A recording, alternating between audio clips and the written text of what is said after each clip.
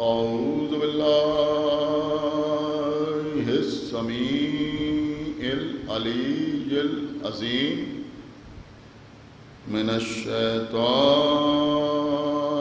اللعين الرجيم بسم الله الرحمن الرحيم الحمد لله الذي هدانا لهذا وما كنا لنهتدي لولا أن هدانا الله لقد جاءت رسل ربنا بالحق الصلاة والسلام على صاحب الدين والإسلام والحل والحرام والركن والمقام والصلاة والصيام والسجود والقيام والشريعة والأحكام والحجة والبرهان والمحبة والعرفان والحق والبيان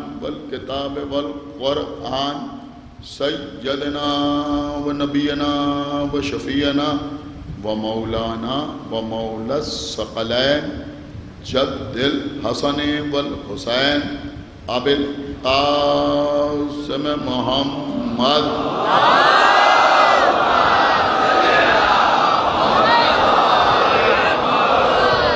وعلى أهل بيته الطيبين الطاهرين المعصومين المظلومين المنتخبين المنتجبين الذين أذهب الله عنهم الرجس وطهرهم تطهيرا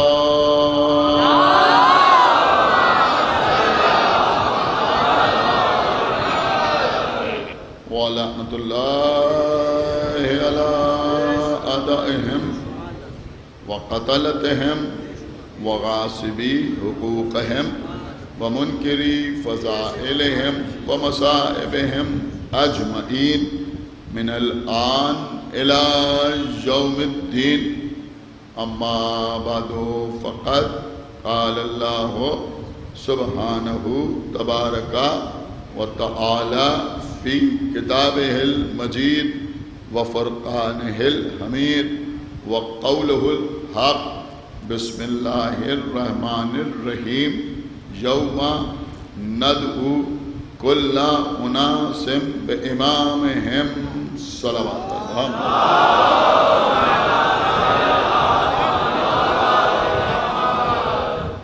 حضرات امام اور امت کے عنوان پر آپ سے گفتگو کا سلسلہ جاری و ساری ہے. مختلف باتیں امامت کے سلسلے میں نے آپ کی خدمت میں عرض کرنے کی کوشش کی. عزیزوں، حقیقت یہ ہے کہ مسلمانوں کا کوئی فرقہ ایسا نہیں ہے جو کسی نہ کسی کو امام نہ مانتا. اکثر فرقے ہی ایسے ہیں جو کسی نہ کسی امام کے نام سے منسوب ہیں. امام ابو حنیفہ کے ماننے والے حنفی کہلاتے ہیں. امام شافعی کے مقلدین شافعی کہلاتے ہیں. امام مالک کے پرستار مالکی کہلاتے ہیں. اور احمد ابن حنبل کو امام سمجھنے والے حنبلی کہلاتے ہیں. یہ وہ چار امام ہیں کہ عام طور پر جمہور مسلمین کا عقیدہ یہ ہے کہ ان میں سے کسی کی بھی فقہ پر عمل کیا جائے تو وہ انسان کی نجات کے لیے کافی. اور یہ چاروں جو امام بنے وہ اختلاف کی وجہ سے امام بنے، یعنی ایک نے اپنے اجتہاد کی وجہ سے دوسرے سے مسائل میں اختلاف کیا تو وہ امام بنا۔ اگر وہ اختلاف نہ کرتا تو وہ اس امام کا مقلد کہلاتا، خود امام نہ کہلاتا۔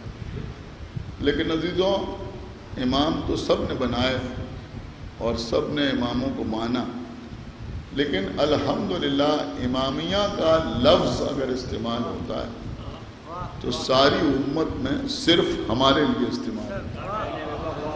ہمارے علاوہ کسی اور ملت کو امامیہ نہیں کہا جاتا، امامیہ ہم ہی کو کہا جاتا ہے۔ اس سے کم دو باتیں تو ضرور ثابت ہوتی ہیں کہ جس طرح سے اس قوم نے امامت کو سمجھا اس طرح سے کسی نے امامت کو نہ سمجھا، اور دوسری بات یہ ثابت ہوتی ہے کہ اللہ نے جیسے امام ہمیں عطا کی،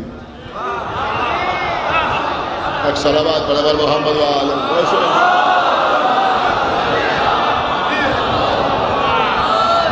لیکن قبلہ کچھ باتیں عام طور پر بیان نہیں ہوتی اور بچوں تک پہنچتی نہیں۔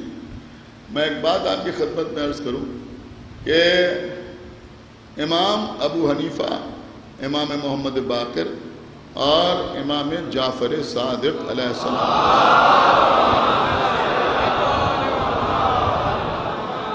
شاگرد تھے۔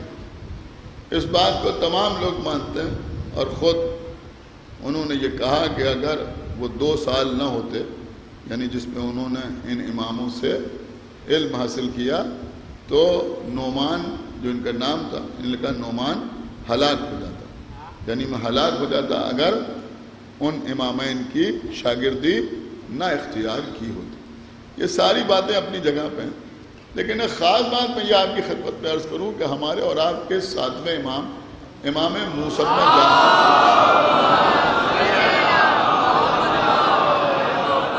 لیکن میں جو بات ان نوجوانوں کے سامنے عرض کر رہا ہوں، آپ اس کو گوگل پر سرچ بھی کر سکتے ہیں، بات آپ کی سمجھ میں آ جائے گی کہ امام موسیٰ کاظم علیہ السلام کا پیریڈ کیا ہے اور ان لوگوں کا عہد کیا ہے۔ تو عزیزوں، ہمارے 7ویں امام کا زمانہ وہ زمانہ تھا جس میں یہ چاروں ائمہ اربعہ موجود رہے۔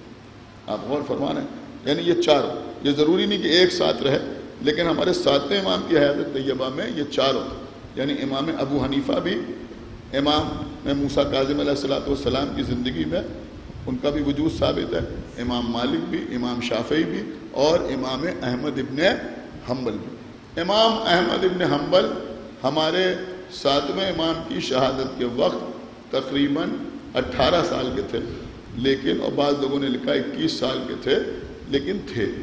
اور آپ اس پر حیرت نہ کیجئے کہ 18 سال کے تھے اور 21 سال کے تھے، بلکہ ان کے لیے یہ بیان ہوتا ہے کہ 11 سال کی عمر میں انہوں نے فتویٰ دینا شروع کر دیا۔ تو بہرحال میرے کہنے کا مطلب یہ ہے کہ امام کے زمانے میں اپنی امامت کے ساتھ موجود تھے، آپ نے میری بات کو سمجھا، اپنے اجتہاد کے ساتھ موجود تھے۔ تو 7ویں امام کا زمانہ، یہ میں نے اس لیے آپ کی خدمت میں عرض کیا کہ کسی امام کے زمانے میں کوئی تھا اور کوئی نہیں تھا، لیکن 7ویں امام کے زمانے میں یہ چاروں موجود تھے، اور چاروں اجتہاد کرتے تھے، چاروں فتویٰ دیتے تھے، اور قیاس کی بنیاد پر یا دیگر بہت سے معیار بنا رکھے تھے جس کی بنیاد پر یہ لوگ فتوے دیا کرتے تھے۔ لیکن دیکھیے، خاص بات اور بہت خاص بات میں آپ کی خدمت میں عرض کروں کہ ان چاروں نے ہمارے 7ویں امام کے زمانے میں فتوے بھی دیے، رسول کے اقوال بھی سنائے۔ میں سمجھتا ہوں جو سمجھے گا وہ خاموش نہ رہے گا، لیکن ان چاروں میں کسی کی یہ حیثیت نہیں تھی کہ کوئی حدیث سنائے تو یہ کہے کہ ان جدی، کہ میرے جد نے ارشاد کیا۔ صلوات پڑھو محمد و آل محمد۔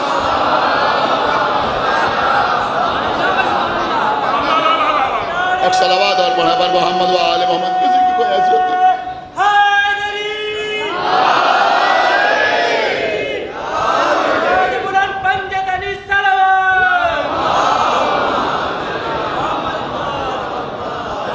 تو سرکار باب الحوائد ہمارے اور آپ کے ساتھ امام موسیٰ بن جعفر ہی تھے جو اگر کوئی حدیث سنا رہے ہیں تو فرما رہے ہیں ان جدی، ہم نے اپنے جد سے سنا ہے، ہمارے جد نے ارشاد فرمایا، ہمارے جد نے ارشاد فرمایا۔ اور دیکھیے عزیزوں، یہ بھی موجودہ ہے، قسم خدا کی موجودہ نہیں ہے تو آپ اسے اور کیا کہیں گے کہ بھائی رسول اللہ کے زمانے میں پیغمبر اسلام کے عہد میں امام حسین اور امام حسن علیہ السلام کا جو سن تھا، جو عمر مبارک تھی، تو امام حسن 8 سال کے، امام حسین 7 سال کے۔ تو پیغمبر کے زمانے میں امام زین العابدین علیہ السلام تو موجود نہیں تھے، امام محمد باقر علیہ السلام تو موجود نہیں تھے، لہذا اب اگر میری بات سمجھیے جو میں عرض کر رہا ہوں، مولا علی یا بی بی زہرا یا امام حسن یا امام حسین پیغمبر کی کوئی حدیث بیان کریں اور کہیں کہ قال رسول اللہ، تو بات سمجھ میں آتی ہے کہ انہوں نے رسول اللہ سے سنا تو کہہ رہے ہیں قال رسول اللہ، ان کو راویوں کا سلسلہ بیان کرنے کی ضرورت نہیں ہے۔ لیکن صرف امام حسن اور امام حسین نہیں بلکہ ہمارے 11ویں امام تک، یا میں عرض کروں کہ ہمارے آخری امام تک، ہمارے ہر امام کو یہ اختیار ہوا کہ اگر چاہے تو راویوں کے سلسلے سے بیان کرے، لیکن جب یہ راویوں کا سلسلہ بیان کرتے ہیں تو وہ راویوں کا سلسلہ بھی ایسا نہیں ہوتا ہے جس میں کوئی اس خاندان کا ہو اور کوئی اس خاندان کا ہو، کوئی اس خاندان کا ہو۔ اگر 8ویں امام بیان بھی کرتے ہیں تو میں نے اپنے بابا سے سنا، انہوں نے اپنے بابا سے سنا، انہوں نے اپنے بابا سے سنا۔ صلوات علی محمد و آل محمد۔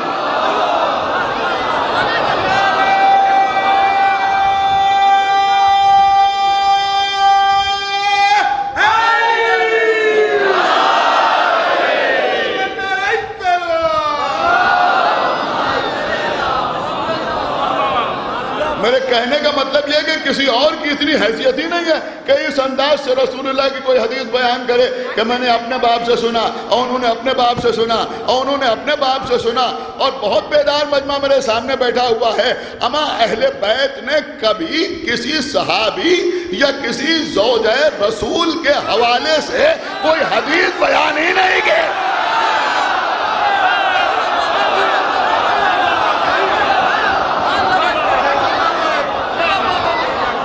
دیکھئے یہ آرگومنٹری بات ہے جو میں آپ تک پہنچا رہا ہوں، اپنے ذہن میں رکھیے گا۔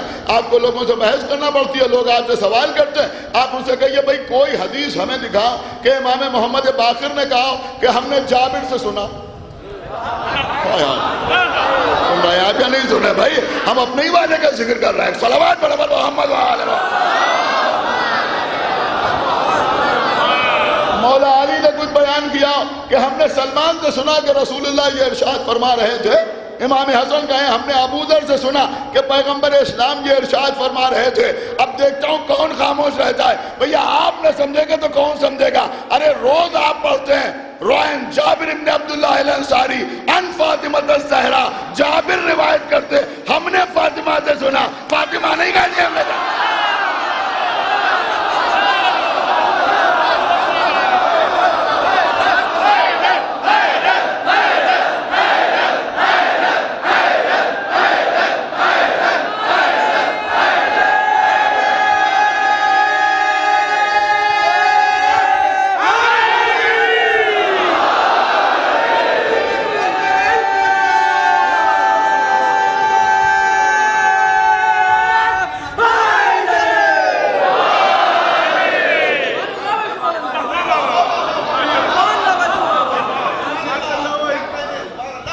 دیکھیں بہت غور سے سنیے جو بات میں عرض کر رہا ہوں۔ تو عزیزوں یہاں آپ پڑھتے ہیں نا حدیث کے ان جابر ابن عبداللہ الانصاری روائن فاطمہ الزہرا، جابر کہہ رہے ہیں کہ بی بی فاطمہ الزہرا نے روایت کی ہے، تو اس کا مطلب یہ ہوا کہ صحابی اہل بیت کے حوالے سے روایت کرے۔ ہاں تو یہ ائمہ تحریر ہمارے، انہوں نے اگر راویوں کا سلسلہ کبھی کہیں بیان بھی کیا تو ہمیشہ ایسے ہی کہ ہم نے اپنے بابا سے سنا، انہوں نے اپنے بابا سے سنا، انہوں نے اپنے بابا سے سنا۔ 8ویں امام کی وہ مشہور حدیث آپ حضرات سنتے رہتے ہیں، اسی طرح کی اور بھی حدیث ہیں۔ لیکن عزیزوں اکثر احادیث ایسی ہیں کہ جہاں ہمارا کوئی بھی امام کسی بھی مجمع میں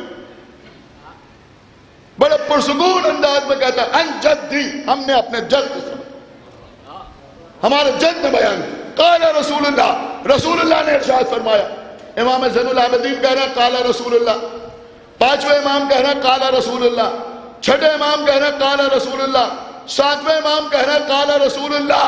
آپ مجھے بتائیے کہ انہوں نے قال رسول اللہ کہہ کر نہ معلوم کتنی حدیثیں بیان فرمائی، اپنے مجمع میں بھی بیان فرمائی، دوسروں کے درمیان بھی بیان فرمائی، چاہنے والوں کے بیچ میں بھی بیان فرمائی، اغیار کے درمیان بھی بیان فرمائی، لیکن معجزہ ان کی صداقت کا یہ ہے کہ کوئی واقعات تاریخ کے سینے میں ایسا نظر نہیں آتا کہ کبھی کسی نے ہمارے امام سے پوچھا ہو کہ آپ نے کس سے سنا۔ کوئی ہمارے کسی امام سے پوچھے کہ آپ نے کس سے سنا جو آپ بیان کر رہے ہیں۔ تو میں عرض کر رہا تھا کہ ہمارے ساتویں امام ان جدی قال رسول اللہ، رسول اللہ نے ارشاد فرمایا۔ جو میں آپ کو یہاں تک یوں ہی نہیں لے کے آیا، یہ ہم جو اثنا عشری کہلاتے ہیں، 12 اماموں کے ماننے والے، یوں ہی نہیں کہلاتے۔ صحیح ستہ میں جابر بن سمرہ کی روایت موجود، نام یاد رکھیے گا، جابر ابن سمرہ۔ جابر ابن سمرہ سے کہتا ہے، یعنی اپنے باپ سے آگے کہتا ہے کہ آج میں نے رسول اللہ سے یہ حدیث سنی کہ پیغمبر نے فرمایا کہ میرے بعد تمہارے درمیان 12 امام ہوں۔ اور اس کے بعد کہنے لگا پیغمبر نے اس کے بعد کچھ اور کہا جو میں سن نہیں پایا،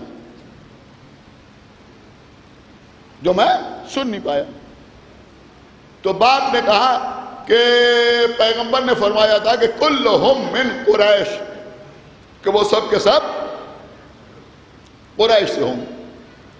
حالانکہ حقیقت یہ ہے کہ پیغمبر اسلام نے فرمایا تھا کہ کلہم من اہل بیتی، وہ سب کے سب میرے اہل بیت سے ہوں۔ لیکن سنیے جو بات میں عرض کر رہا ہوں، وہ سب کے سب میرے اہل بیت سے ہوں۔ بڑی خاموشی سے آپ سننا، کہا وہ سب کے سب میرے اہل بیت سے ہوں گے، لیکن انہوں نے کہا کلہم من قریش، کہ وہ سب کے سب قریش سے ہوں گے۔ اب سنیے عزیزوں، صحیح مسلم شریف، سوائق محرقہ، سب نے تحریر کیا کہ اللہ کے رسول نے فرمایا، میں آپ کی خدمت میں عرض کر چکا ہوں کہ جب دنیا ظلم و جور سے بھر جائے گی تو اللہ اپنی آخری حجت کو ظاہر کرے گا، جو تمہارا 12واں امام ہوگا، اور وہ دنیا کو اسی طرح عدل و انصاف سے بھر دے گا جیسے وہ ظلم و جور سے بھری ہوئی ہوگی۔ اور اس کے بعد سب نے کہا کہ پیغمبر نے فرمایا کہ وہ ہم اہل بیت میں سے ہوگا، اور یہ آپ نے وہ ہم اہل بیت میں سے ہوگا۔ کیا اس مجمع کو یہ پوچھنے کا حق نہیں ہے کہ جب 12واں اہل بیت میں سے ہوگا تو پہلا ایرا غیرہ کیسے ہوگا؟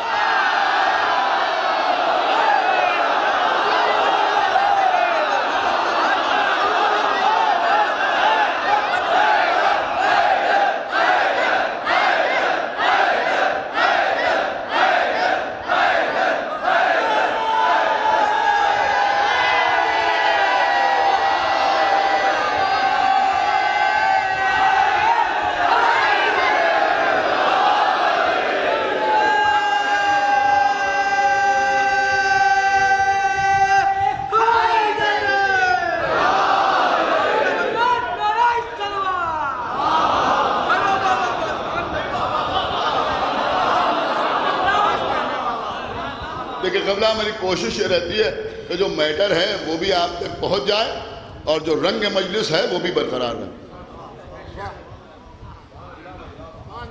اور یہ صرف مولا کیا تھا، ایک صلوات پڑھے محمد وآلہ محمد۔ میرے خیال میں جو سمجھدار ہیں وہ میری بات سمجھ گئے، ورنہ ایسا بھی ہو سکتا ہے کہ ہم مجلس پڑھیں اور بہت سی ایسی چیزیں انفارمیٹیو قسم کی آپ تک پہنچائیں اور سارا مجمع خاموش رہ کے سنیں اور بعد میں لوگ کہیں بڑی اچھی مجلس پڑھیں۔ ایک صلوات پڑھے محمد وآلہ محمد۔ لیکن میں کوشش کرتا ہوں کہ دونوں کام ہو جائے، آپ تک کچھ باتیں بھی پہنچ جائیں اور بچوں کی معلومات میں کچھ اضافہ بھی ہو جائے۔ آپ جائیں تو تبرک کے طور پر یہ چیزیں اپنے ساتھ لے کے بھی جائیں اور رنگ مجلس جو ہے وہ بھی برقرار ہے۔ سنیے خبر، تو میں عرض یہ کر رہا تھا کہ آخری امام جو ہوگا وہ پیغمبر نے کہا کہ وہ ہم اہل بیت میں سے ہوگا. اب سنیے ایک حدیث ہم سے. ہمارے اور آپ کے چھٹے امام امام جعفر صادق علیہ السلام نے فرمایا. دیکھیں بس یہیں سے آغاز گفتگو ہو رہا ہے. میں نے آپ کو بتایا تھا کہ سارا فوکس کس کے اوپر ہے. تو ہمارے چھٹے امام نے فرمایا کہ قال رسول اللہ، پیغمبر اسلام نے ارشاد فرمایا ان اوصیائی بادی اسنا عشرہ. چھٹے امام فرما رہے ہیں، سرکار صادق آل محمد فرما رہے ہیں کہ میرے بعد میرے 12 اوصیہ ہوں. کیا ہوں گے؟ 12 اوصیہ. 12 کی تعداد بتائی، لیکن پیغمبر نے پہچان بھی بتائی. کیا فرمایا؟ اولہم اخی. ان 12 میں جو پہلا ہے وہ میرا بھائی ہوگا. جو پہلا ہے، آپ سمجھ گئے نا، جو پہلا ہے وہ میرا بھائی ہوگا. وآخرہم ولدی، اور جو آخر ہے وہ میرا بیٹا ہوگا. سمجھے آپ یا نہیں سمجھے؟ جو پہلا ہے وہ میرا بھائی ہوگا اور جو آخر ہے وہ میرا بیٹا ہوگا. اس کا مطلب یہ ہوا کہ آئمہ کی فہرست ایسے چلے گی کہ پہلا محمد کا بھائی. کیا سن رہے ہیں آپ؟ صحابی نہیں کہا. نہیں آپ نے خدا کے لیے بیدار ہوئیے. صحابی نہیں کہا، خسر نہیں کہا، کوئی اور رشتہ نہیں بتایا. کہ پہلا میرا بھائی ہوگا، بھائی، اور آخری میرا بیٹا ہوگا. اب جا کے تلاش کرو کہ پیغمبر نے بھائی کسے کہا. دیکھیں امت کا پیغمبر کو بھائی کہنا اور ہے. سنا آپ یا نہیں سنا ہے؟ اور پیغمبر کا کسی کو بھائی کہنا اور ہے. پیغمبر نے کسے بھائی کہا؟ کہ جب مکے میں لوگوں کے درمیان رشتہ اخوت قائم کر رہے تھے تو سب کو ایک دوسرے کا بھائی بنایا. آخر میں مولا علی کا ہاتھ پکڑا، یا علی انت اخی فی الدنیا والآخرہ. یا علی تو دنیا میں بھی میرا بھائی ہے. سمجھ رہے ہیں آپ یا نہیں سمجھ رہے ہیں؟ تو دنیا میں بھی میرا بھائی ہے، آخرت میں بھی میرا بھائی ہے. دیکھیں یہیں سے ہماری سمجھ میں آیا کہ ہر ایرے غیرے کو بھائی نہیں کہنا. ایک صلوات پڑھے بول محمد وآل محمد. ایک صلوات اور پڑھے بول محمد وآل محمد. انتا اخی، تو دنیا میں بھی میرا بھائی ہے.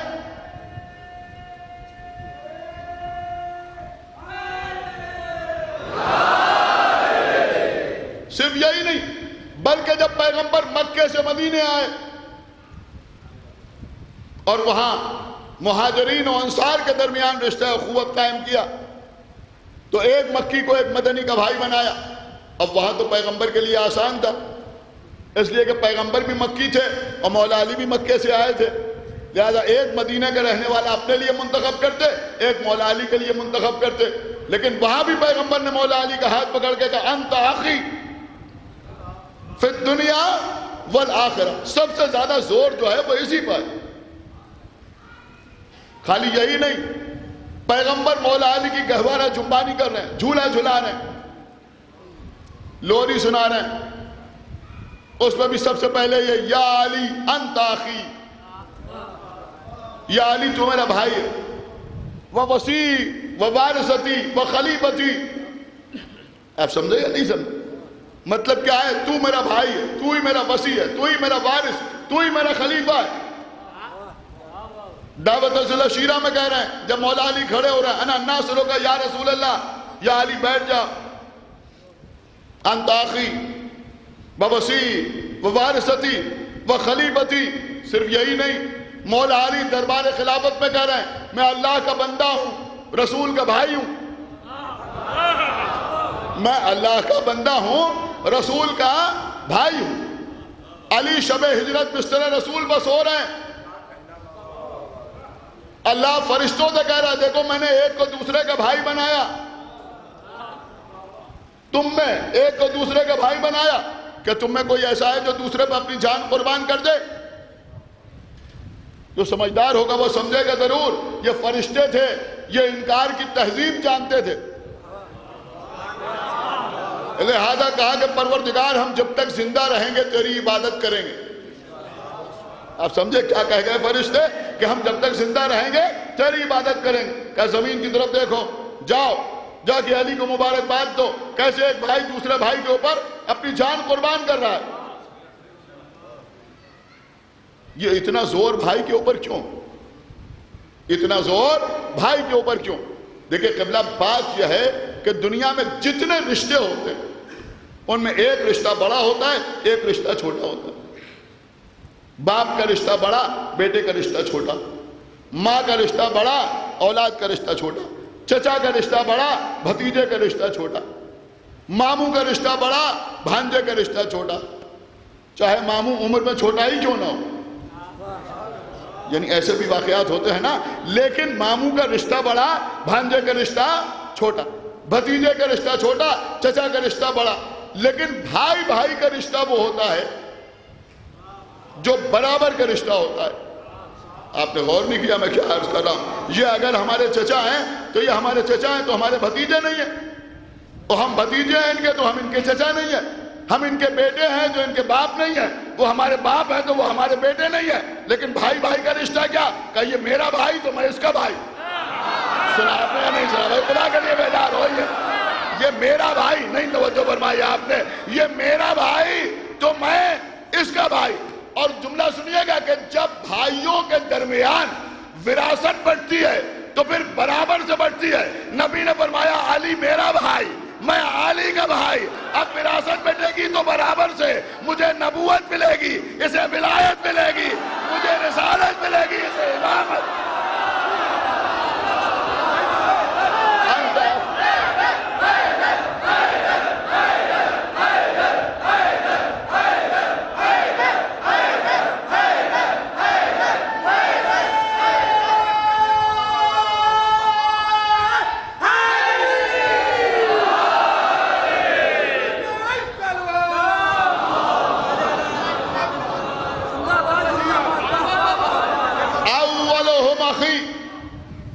وآخرہم ولدی، اور ان 12 میں جو آخری ہوگا وہ میرا بیٹا ہوگا۔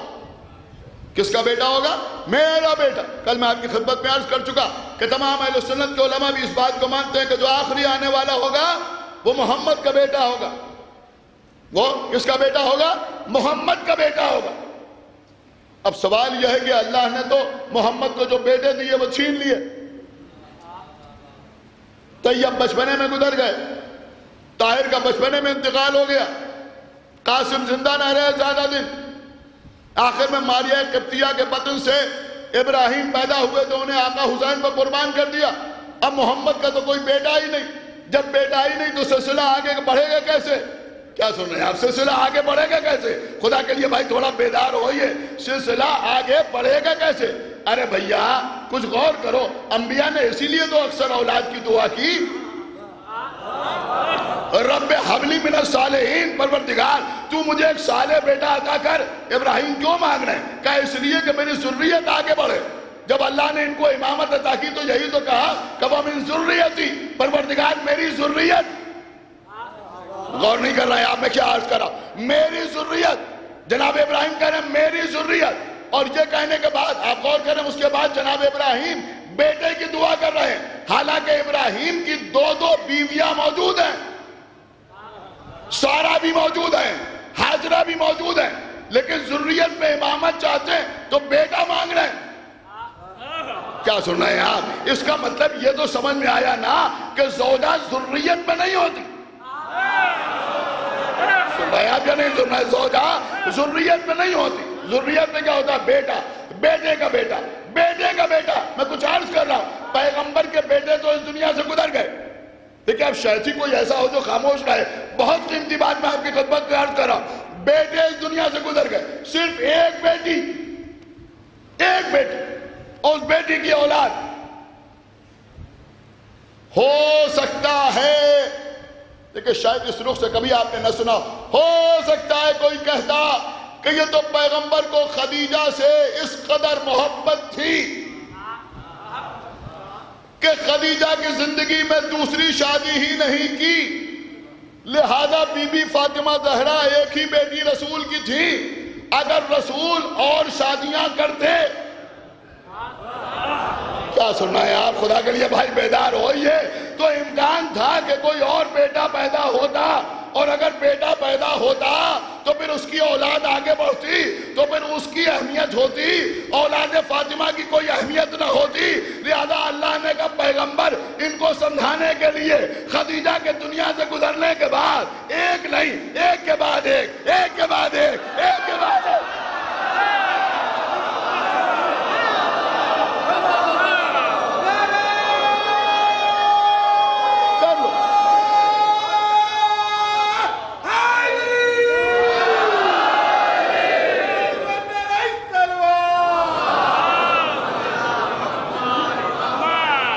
غور کیجئے جو بات میں آپ کی خدمت میں عرض کر رہا ہوں، سمجھدار مجمع میرے سامنے بیٹھا ہوا ہے، ارے بھیا رسول اللہ کی چار بیٹیاں لوگوں نے بنا لی،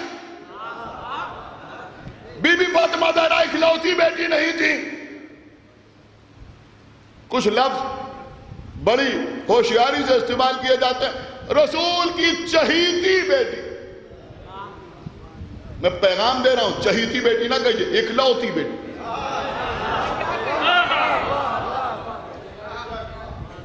اس سے کوئی انکار تھوڑی ہے، بی بی فاطمہ زہرا سے رسول کو کتنی محبت تھی کون جانے، لیکن یہ چہیتی بیٹی اسی لیے کہا جاتا ہے تاکہ اور بیٹیوں کی گنجائش پیدا ہو جائے، غور کر رہے ہیں، اور بیٹیوں کی گنجائش پیدا ہو جائے، اور اگر کوئی یہ لفظ استعمال کرے تو سمجھ لیجئے کہ مزاج کیا ہے، صلوات برابر محمد والے محمد، سمجھ لیجئے مزاج کیا ہے، چہیتی بیٹی نہیں، رسول کی اکلوتی بیٹی، رسول کی اکلوتی بیٹی حضرت فاطمہ زہرا، لیکن ہاں ایک جملہ کہے بغیر آگے نہ بڑھوں گا کہ بھئی لوگوں نے رسول کی بیٹیاں تو چار بنا لی، لیکن کوئی تیسرا نواسہ نہ لا سکا،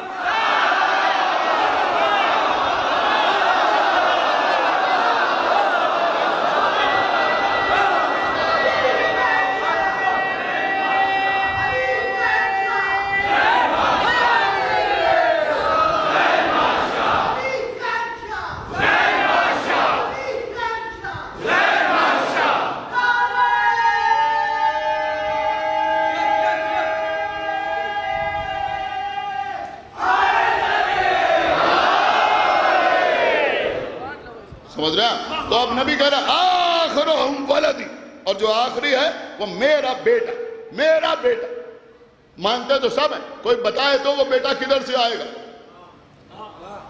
وہ کس کا بیٹا ہوگا، سلسلہ کیا ہوگا، حسب و نسب کیا ہوگا، تو مجبوراً لکھنا پڑا کہ وہ فاطمہ کا بیٹا ہوگا،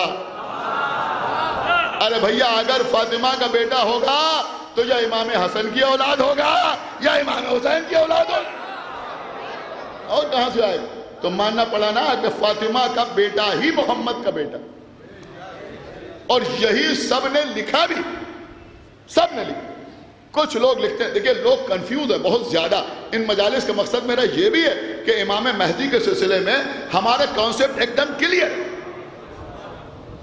کوئی شک نہیں، کوئی شبہ نہیں، ہمارا کوئی عالم یہ نہیں لکھتا وہ یہ ہوں گے یا یہ ہوں گے، ایسے ہوں گے یا ایسے ہوں گے، نہیں، سب کچھ ہمیں معلوم، سب کچھ ہمارے ائمہ ہمیں بتا کے گئے، سمجھا کے گئے، ایک ایک چیز بتا کے گئے،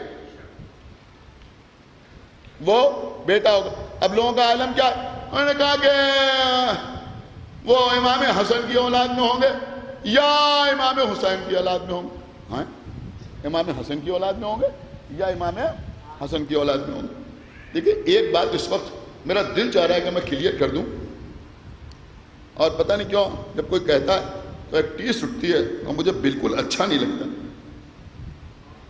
بالکل اچھا نہیں لگتا جب کوئی یہ کہتا ہے کہ امامت نسل امام حسین میں چلی، نسل امام حسن میں نہیں چلی، تو بہرحال رسول اللہ نے دونوں کو جوانان جنت کا سردار بنایا تھا، لہذا میں سمجھتا ہوں معرفت نہ رکھنے والے یہ باتیں کرتے ہیں، جن کو معرفت نہیں ہوتی. دیکھیں آپ میری طرف دیکھیں، ایک صلوات منور محمد کیا ہے، مکمل طور پہ متوجہ ہو جائیں.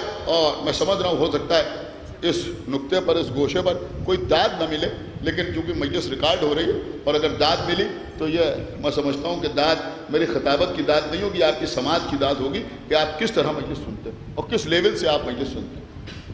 بہت غور سے سنیے، یہ امامت نسل امام حسین میں چلی، نسل امام حسن میں نہیں چلی. نہیں، نسل امام حسن میں بھی امامت. دو دلیلیں آپ کی خدمت میں پیش کر رہا ہوں، دو دلیلیں. دیکھیں قبلہ، پہلی دلیل تو یہ ہے کہ امام حسین کا بیٹا امام زین العابدین علیہ السلام اور امام حسن کی بیٹی جناب فاطمہ بنت حسن، کیا سن رہا یہ مجمع ہے، دونوں کا عقد ہوا، دونوں کا عقد ہوا. ایک امام کا بیٹا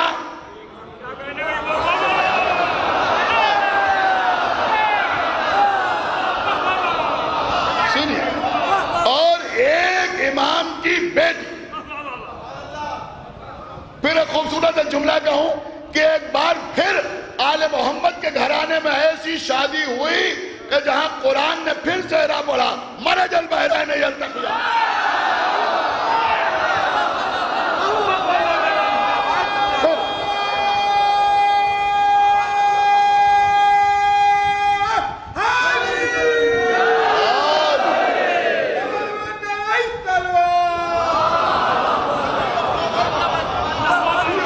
سن رہا ہے مجمع یا نہیں سن رہا؟ بھائی خدا کے لیے بیدار ہوئیے.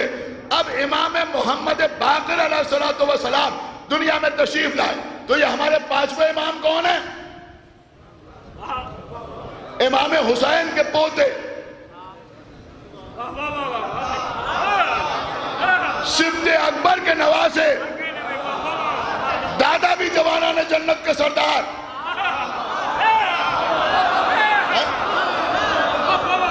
نانا بھی جوانان جنت کے سردار، ددھیالی جائیداد کا نام بھی جنت.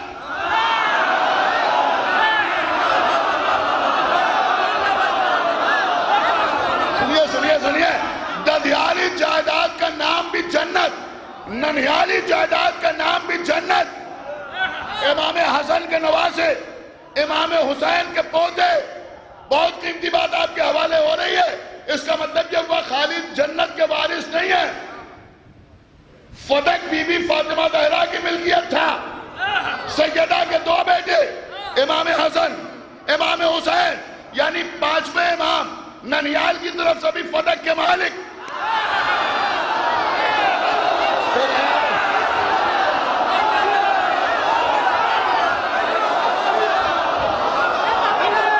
اور ددھیال کی طرف سے بھی فدق کے مالک، فدق کے مالک، فدق کے مالک. ہم سے آ کے پوچھتے ہو، ہم سے آ کے پوچھتے ہو علی نے فدق واپس کیوں لیا؟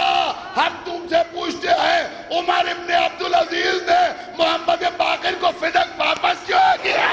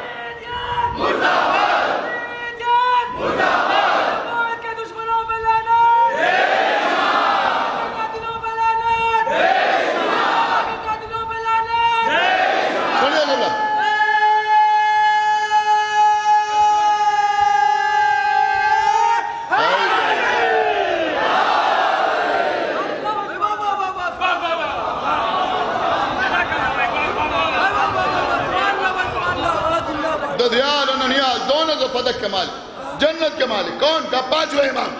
کچھ غور کیا آپ نے؟ امام محمد باقر علیہ السلام امام حسن کے نواسے، امام حسین کے پوتے۔ اب کم سے کم کوئی شیعہ کبھی نہ کہے کہ امامت نسل امام حسن میں نہیں چلی۔ حسن کی نسل میں امامت ویسے ہی ہے جیسے محمد کی نسل میں امامت ہے۔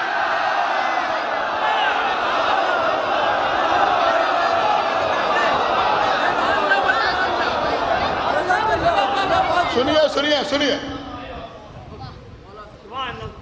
ہو سکتا ہے کہ صاحب یہ خطابت ہے، ذاکری ہے۔ آج کل ذاکری کو ٹارگٹ کرنے کا لوگوں کو شوق ہو گیا۔ ایک صلوات پر حضرت محمد وآلہ محمد۔ یہ خالی خطابت ہے، ذاکری ہے نہیں۔ سنیے، ایسے ہی نہیں پڑھتا ہوں، پڑھ کے پڑھ رہا ہوں۔ قرآن مجید کا پہلا پارہ سورہ بقرہ، سنیں سارا مجید، سورہ بقرہ۔ دیکھیں ہو سکتا ہے یہ دلیل آپ بالکل پہلی بار سن رہے ہیں، اس لیے کہ اس آیت کے بعد جو نقطے لوگوں نے بیان کیے ہیں وہ الگ ہے۔ میں بالکل الگ رخ آپ کی خدمت میں پیش کر رہا ہوں، صرف سرکار باب المراد کا احسان ہے، ورنہ میری کوئی حیثیت نہیں ہے اس طرح کا نقطہ پڑھنے کی۔ آیت نمبر 133 سورہ بقرہ۔ جناب یعقوب، جناب یوسف کے بابا، انہوں نے اپنے بیٹوں سے آخر وقت میں پوچھا۔ آپ جانتے ہیں نا کتنے بیٹے؟ 12 بیٹے اللہ نے عطا کیے۔ جناب یوسف کا قصہ آپ سن چکے ہیں۔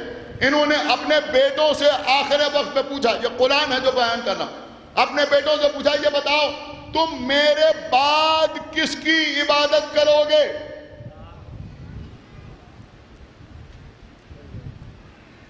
تو یعقوب کے بیٹوں نے، یوسف سمیت جو نبی تھے، جو معصوم تھے، یعقوب کو جواب دیا کہ آپ کے معبود کی،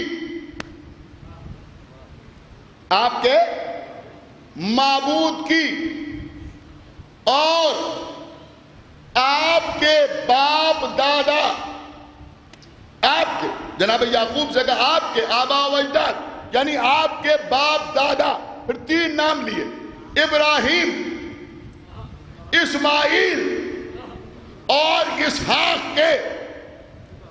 خدا کے لیے بہت توجہ کے ساتھ سنیے گا کہ خدا واحد کی پرستش کریں گے۔ کیا سنا اس مجمع نے؟ دیکھیں پوری آیت کا ترجمہ میں نے آپ کی خدمت میں پیش کر دیا۔ اس میں ایک بات آپ کی سمجھ میں آئی نہیں؟ میں تھوڑی سی وضاحت کر دوں تاکہ بچوں کی سمجھ میں آ جائے۔ دیکھیں جناب ابراہیم کے 2 بیٹے، ایک کا نام اسماعیل، ایک کا نام اسحاق۔ اسحاق کے بیٹے تھے یعقوب جو اسرائیل کہلاتے ہیں۔ یعقوب کے یہ 12 بیٹے تھے۔ اسماعیل کی اولاد الگ ہے، وہ سلسلہ بالکل الگ ہے۔ یہ بیٹے اسماعیل کی اولاد میں نہیں ہیں، یہ اسحاق کی اولاد ہے۔ لیکن قرآن کیا کہہ رہا ہے کہ انہوں نے کہا کہ آپ کے باپ دادا، آپ کے آبا و اجداد ابراہیم، اسماعیل اور اسحاق، کیا اس سے یہ ثابت نہیں ہوتا کہ قرآن کی زبان میں چچا کو بھی باپ کہا جاتا ہے؟ آپ نے غور ہی نہیں کیا، میں کیا عرض کر گیا؟ قرآن کی زبان میں، خدا کے لیے بھائی تھوڑا بیدار ہوئیے، قرآن کی زبان میں چچا کو بھی باپ کہا جاتا ہے، اس لیے کہ انہوں نے اسماعیل کو باپ دادا میں شامل کیا۔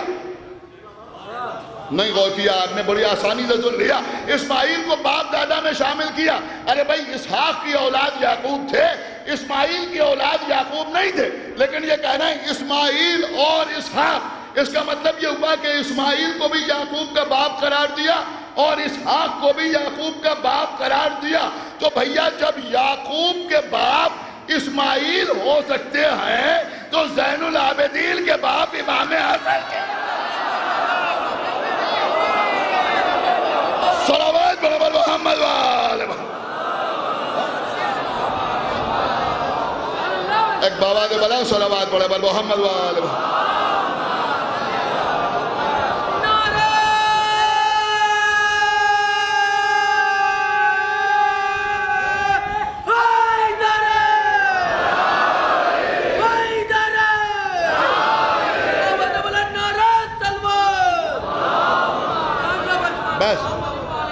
بات تمام ہو رہی.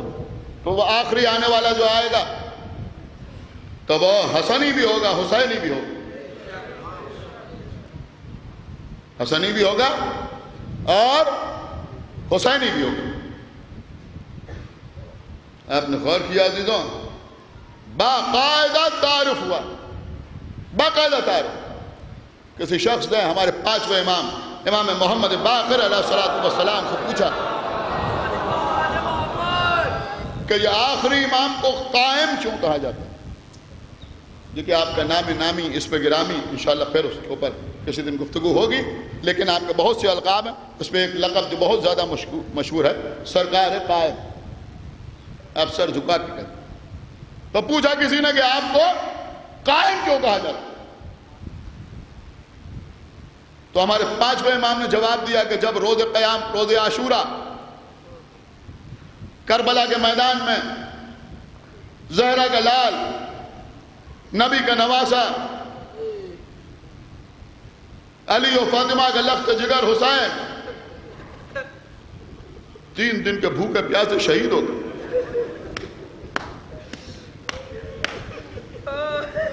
تو فرشتوں میں ایک کوہرام,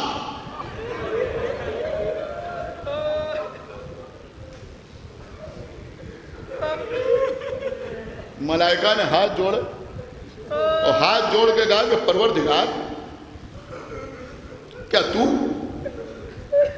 قاتلان حسین کو ایسے ہی چھوڑ دے گا؟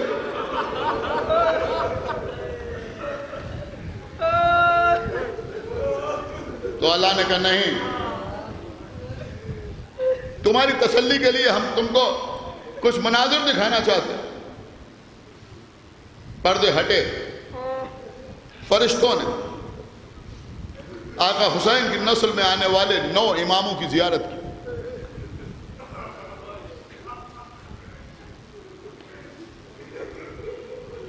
امام زین العابدین, امام محمد باقر, امام جعفر صادق, امام موسیٰ کاظم, تمام ائمہ سامنے. عزیزوں فرشتوں نے دیکھا کہ سارے ائمہ, دیکھیے یہ آپ کے 5ویں امام کا قول ہے جو میں آپ کی خدمت میں پیش کر رہا ہوں, کہ انہوں نے دیکھا فرشتوں نے کہ سارے ائمہ سجدے میں, سب کے سب سجدے میں, لیکن ایک امام قیام کی حالت میں کھڑے ہوئے. تو کسی ملک نے سوال کیا کہ پروردگار یہ تمام ائمہ سجدے کے عالم میں ہیں, لیکن یہ کون امام ہے جو قیام کی حالت میں؟ تو اللہ نے کہا یہ وہ ہے جس کے وسیلے سے, جس کے ذریعے سے میں قاتلان حسین سے انتقام لوں.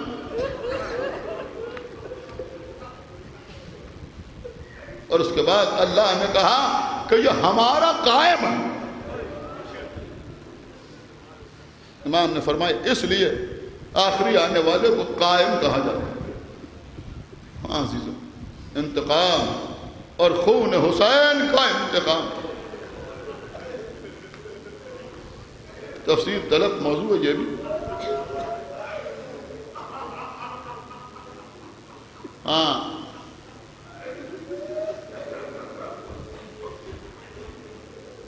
کسی نے کہا کہ یہ جب امام تشریف لائیں گے تو روایت یہ ہے کہ بہت بڑی تعداد میں لوگوں کو قتل کریں گے, تو یہ انتقام کیسا ہوگا؟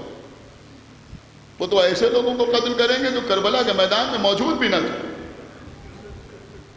لیکن مختار نے بھی قاتلان حسین سے انتقام لیا نا, وہاں تو گرفتار کر کر کے لائے جا رہے تھے. یہ خولی ہے, یہ شمر ہے, یہ عمر سعد ہے. اب لوگ کہتے ہیں جب انتقام ہو گیا تو اب کیسا انتقام؟ ہمارے امام نے جواب دیا کہ نہیں, انتقام مکمل نہیں ہوا. یہ تو وہ قتل کیے گئے کہ جو کربلا میں موجود تھے. اب قیامت تک آنے والے وہ تمام لوگ کہ جو قتل حسین پر راضی ہیں, یا جو لوگ ان افراد کی یعنی قاتلان حسین کی حمایت کرتے ہیں, ان کا شمار بھی قاتلان حسین میں. اور جب آخری آنے والا آئے گا تو ان سب سے انتقام لیا جائے گا. عزیزوں اب چونکہ ذکر جناب مختار کا آ گیا ہے, لہذا عرض کر دوں کہ ہمارے چوتھے امام کی خدمت میں جناب منہال کوفی حاضر. کا منہاج، تم کوفے سے آ رہے ہو، یہ بتاؤ کہ کوفے کے حالات کیسے ہیں؟ کہ آقا مختار قاتلان حسین سے انتقام لے رہے ہیں۔ ہونٹوں پر تبسم آیا، مسکرائے، یہ نہیں پوچھا کہ عمر سعد کو مارا یا نہیں مارا۔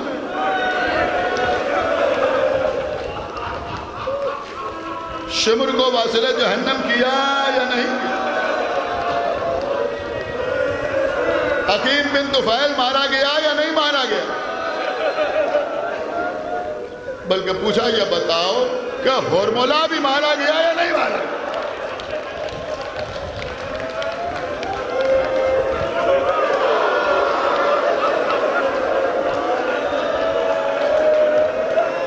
جزاکم اللہ خیر الجزا۔ آج 5ویں محرم،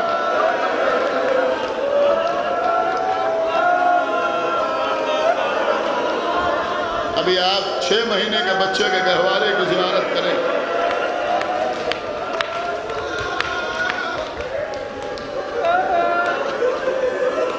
خداوند عالم وہ مومنات جو مجلس سن رہی ہیں ان کی گودیوں کو آباد رکھے۔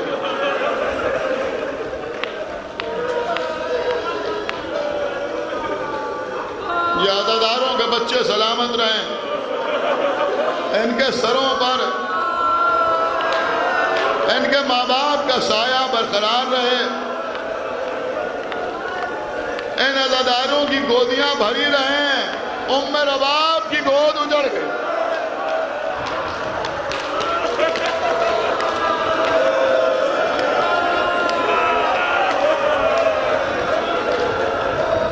یہ وہ مصائب ہیں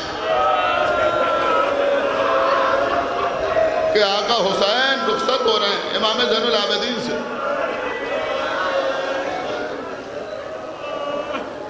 بیٹا سید سجاد جب قید شام سے چھوٹ کے مدینے جانا تو ہمارے شیعوں کو ہمارا سلام کہہ دیں۔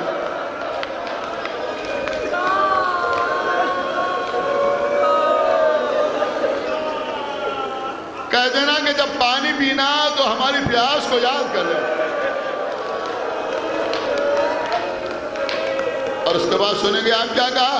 تو ان سے کہہ دینا کہ ہم نے تمہیں اس وقت بہت یاد کیا جب ہمارے ہاتھوں پر 6 مہینے کا بچہ تھا، ہم اپنے بچے کے لیے پانی مانگ رہے ہیں۔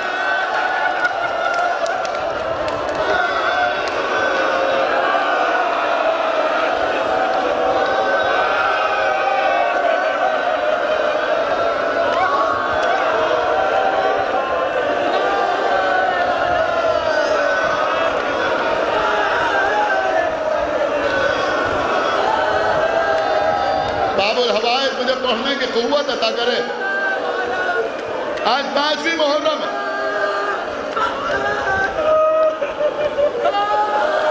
ایک عرصے سے امام باڑے میں آج مخصوص یہ مصائب آپ سنتے ہیں، آج لوگ خصوصیت کے ساتھ سنتے ہیں۔ امام باڑے میں آج 6 مہینے کے بچے کے مصائب پڑھے جائیں۔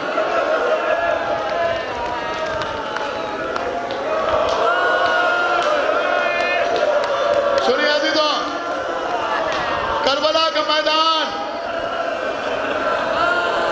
اون محمد، قاسم، عباس، علی اکبر، اصحاب حسین، انصار حسین، کوئی باقی نہیں، تنہا حسین میدان میں آئے۔ حل من ناصر ینصرنا، کون جواب دے؟ کٹی ہوئی گردنوں سے آواز آ رہی ہے، لبیک لبیک یا ابن رسول اللہ، لبیک۔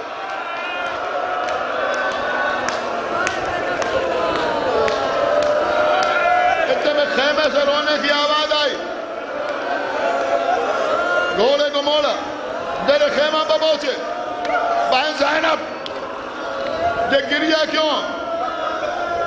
ابھی تو ہم نے شہادت نہیں پیش کی زینب، کہ بھیا آپ کی آواز سن کر 6 مہینے کے علی اصغر نے اپنے کو گہوارے سے گرا دیا۔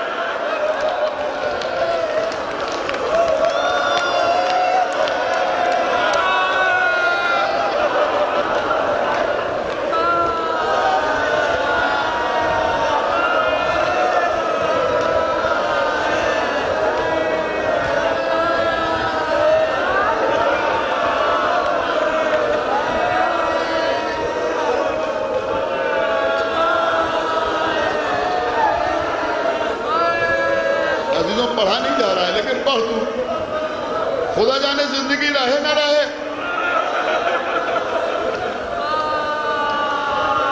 رو لیجیے عزیزو، رو لیجیے. آج کل ایام ازاں ہیں، کچھ سوچئے نا. امام حسین کی ادا کیجئے، جو جہاں بیٹھا ہوا مجلس سن رہا ہے وہیں بلند آواز سے روئے. آف لائن آن لائن جو جہاں بیٹھے. یہاں تو چند لوگ آتے ہیں، دور دور لوگ مجلس سن رہے ہیں، لیکن سنیے حماد اہل بیت شہید محسن نقوی، شہید محسن نقوی، خداوند عالم درجات کو عالی کرے، کروٹ کروٹ جنت عطا کرے.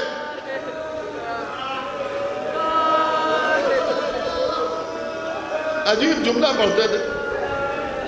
وہ پڑھتے تھے کہ اگر کسی مچھلی کو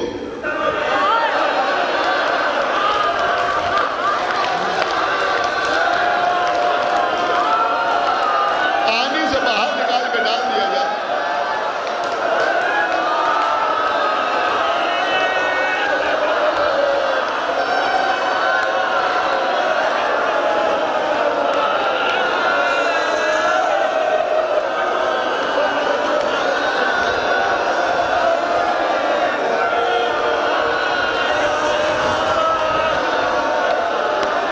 جہاں تک چاہیں گے وہاں تک میں پڑھوں.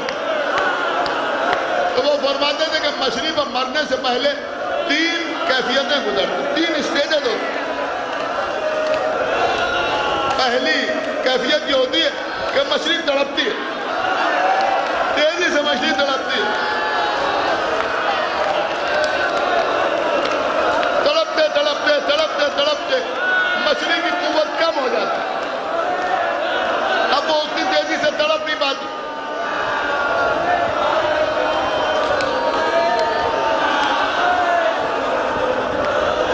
تو وہ مچھلی اب کبھی دائیں جانب سر کرتی ہے، کبھی بائیں جانب سر کرتی ہے، صرف سر ہلاتی. پھر طاقت اور گھٹتی ہے، اور گھٹتی ہے، اور گھٹتی ہے. پھر عالم یہ ہوتا ہے کہ اب دیکھیں، آپ میری طرف دیکھیں. عالم یہ ہوتا ہے، اللہ سلامت رکھے آپ. عالم یہ ہوتا ہے کہ اب مچھلی میں نہ تڑپنے کی قوت ہے، نہ سر ہلانے کی طاقت ہے. اب مچھلی کی زندگی کیسے پتہ چلتی ہے؟ اب تھوڑی تھوڑی دیر کے بعد مچھلی ذرا سا منہ کھولتی ہے، پھر بند کرتی ہے، پھر منہ کھولتی ہے، پھر بند کرتی ہے، پھر منہ کھولتی ہے، پھر بند کرتی ہے.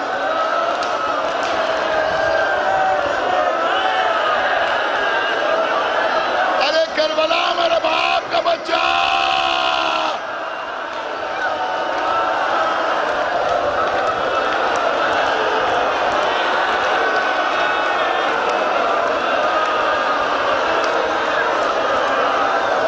علی اصغر، شب عاشور،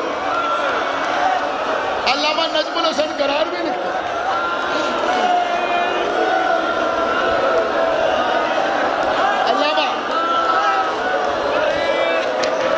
نجم الحسن قرار بھی تحریر کرتے ہیں کہ شب عاشور بی بی سکینہ چند بچوں کو لیے ہوئے ایک خیمے سے دوسرے خیمے میں جا رہے ہیں. شاید کہیں تھوڑا نہ پانی مل جائے، کہیں پانی نہ ملا.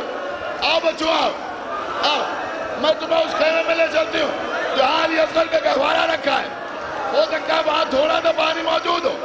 سکینہ بچوں کو لے کر اس خیمے میں آئی جہاں شہزادے علی اصغر کا گہوارہ رکھا ہوا تھا. بی بی کہتی ہے میں نے دیکھا کہ شہزادی زینب ہاتھوں پہ علی اصغر ماہیے بے آب کی طرح تڑپ رہے. زینب کبھی بیٹھتی ہے، کبھی کھڑی ہو جاتی ہے. یہ تھا شب عاشور کا حال. سنو میرے بچوں، اب صبح عاشور پیاسے بچے کی قوت طاقت کم اور کم اور کم ہوتی گئی. اب عالم یہ علی اصغر کا کبھی دائنی جانب سر جاتا ہے، کبھی بائیں جانب سر جاتا ہے. پہلا والے میں علی اصغر کا یہ عالم. عزیزوں ظہر کا وقت آتے آتے عالم یہ ہو گیا کہ اب بیویاں گھیرے ہوئے بیٹھی ہیں.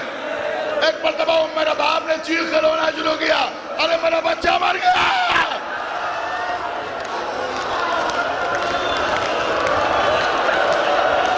چاروں طرف بیویاں گہوارے کو گھیرے ہوئے. بی بی زینب نے کہا, رباب غور سے دیکھو, ابھی علی اصغر نے منہ کھولا, پھر بند کیا. اب عزیزوں جو بچہ زہر سے اس عالم میں ہے کہ نہ تڑپ رہا ہے نہ سر ہلا رہا ہے, خالی تھوڑی دیر بعد منہ کھولتے ہیں, بند کرتے ہیں. جب حسین کی آواز آئی, علی اصغر نے اپنے کو گہوارے سے گرا دیا.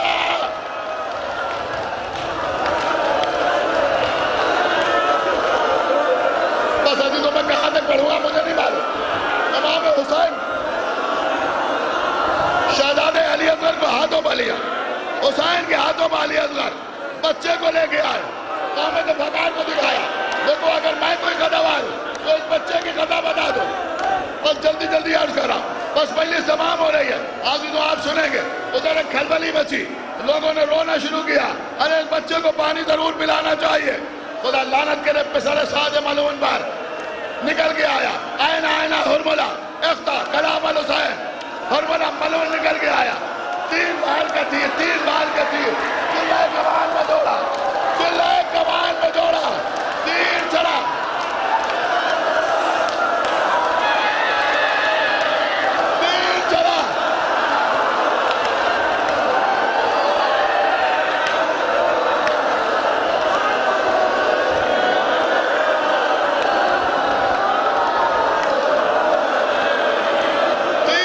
سنیے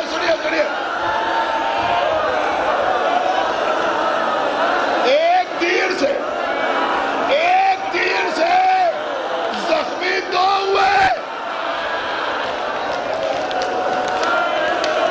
ایک تیر سے زخمی 2 ہوئے, گردن صغیر, بازوئے تیر کے 3 بل, ایک بچے کے کان میں لگا, ایک بل گلے میں پاواز ہوا, ایک بل حسین کے بازو میں لگا. تیر کو حسین نے بائیں ہاتھ سے نکالا, چلو لگایا, چلو خون دبایا, چاہے زمین کی طرف پھینکے انکار ہوا, آسمان کی طرف پھینکے انکار ہوا. خون کو چہرے پہ ملا, میں روز قیامت نانا سے اسی طرح ملاقات کروں گا. بس عزیزوں سنیے, صاحب مالی السبطان نے لکھا کہ اسی وقت حرملہ نے ایک دوسرا تیر چلایا کہ حسین